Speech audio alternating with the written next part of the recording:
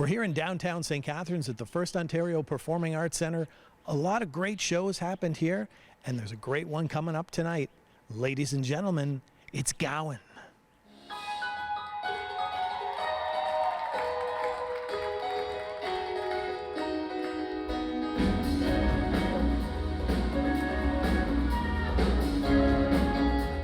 Now, looking back at your career, I'm standing here, by the way, with Lawrence Gowan. Yeah, it is him, and it is me. We're here.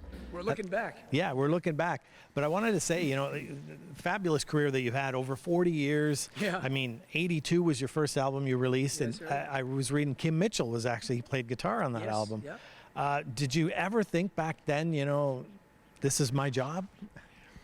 I've never thought of it as a job, funny enough. I thought of it as what I wanted to do in life. And I knew that at a very young age. So, I mean, I was going to pursue it no matter what, you know. I guess if the realities of life came in and I wasn't able to afford some nutrition along the way, I might have decided to do some other things. But I've been very lucky, very fortunate. And as you mentioned, you know, I've worked with phenomenal musicians over the course of my career, and I've been very fortunate to somehow stretch it out to this 4-decade-plus mark. Mm-hmm. Yeah. But I guess there was no, like, I hear some musicians that say that, oh, I have a backup plan. There was no law offices of Gowan or Gowan Cosmetics. That's a great song, but nothing backed up. Yes. There was absolutely no plan B. Well, in your 40 years, I mean, you are over 40 years now performing. You've seen things change in the music business. We all have. I remember as a kid rushing home video hits and Good Rockin' Tonight and what's the new Gowan video? What's it going to be? Do you miss that kind of, because it's not as video oriented as it used to be.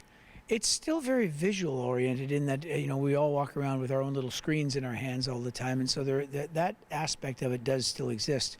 You know, you really have to embrace change in life. It's just how it is. Yes, I do love the musical paradigm that I came up with.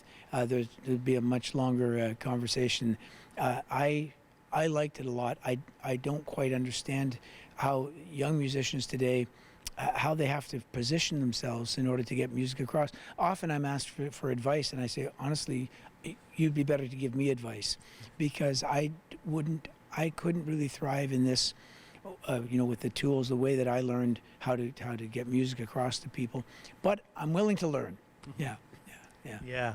Now, years ago, you opened for Styx for a while, and then you got the gig, as they say. Yeah, we did 2 shows. I hadn't opened for anyone in Canada in 14 years, and the legendary promoter in Quebec, a man named Donald K. Donald, had me playing the same night, probably in a theater about this size, as Styx were playing at the New Montreal Forum. And he decided to make a switch, and he said, I'm going to honor the tickets from your show at the New Forum. And it had just been built. It was only a few months old. And at the time, it was funny. I thought, I'd never seen Styx live, but I wanted to see them. And I thought, well, this would be a great opportunity. I was touring entirely solo that year. It was 1997. And when they saw me perform, we felt musically simpatico, and they were, you know, impressed enough that a couple of years later, when they spoke to some people about who should come into the band, my name just kind of floated to the surface, and that was like 24 years ago now.